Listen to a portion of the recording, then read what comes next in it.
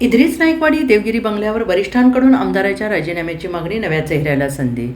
राष्ट्रवादी काँग्रेसमध्ये सातत्यानं नवनवीन राजकीय घडामोडी घडत असून आधी विधान परिषद, नंतर राज्यसभा, आता विद्यमान आमदाराच्या राजीनाम्यामुळे जोरदार चर्चा सुरू आहे. राज्यसभा निवडणुकीत राष्ट्रवादीकडून राजेंद्र जैन यांना संधी देण्यात आल्याने अनेकांनी आश्चर्य व्यक्त केलं आहे. त्यामुळे ज्येष्ठ नेते तथा मंत्री छगन भुजबळ नाराज झाल्याची चर्चा राजकीय वर्तुळात असून त्यांच्या बोलण्यातून ते जाणवत आहे. त्यातच आता राष्ट्रवादी काँग्रेसच्या वरिष्ठ नेतृत्वाकडून आमदार इद्रिस नाईकवाडी यांच्या राजीनाम्याची मागणी केली जाते आहे.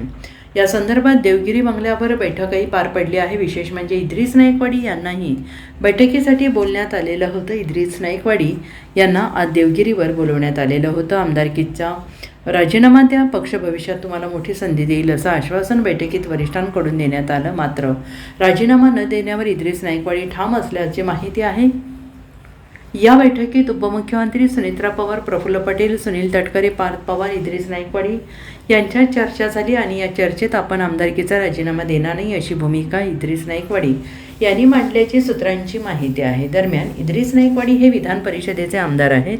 नाईकवाडी यांनी राजीनामा दिल्यास दुसऱ्या नवीन चेहऱ्याला संधी देण्यासाठी पार्थ पवार प्रयत्न करत असल्याची सूत्रांची माहिती आहे. त्यामुळे राष्ट्रवादी काँग्रेसमधील अंतर्गत राजकारण सध्या चर्चेचा विषय बनत आहे. Bureau report, SBN Marathi, Mumbai.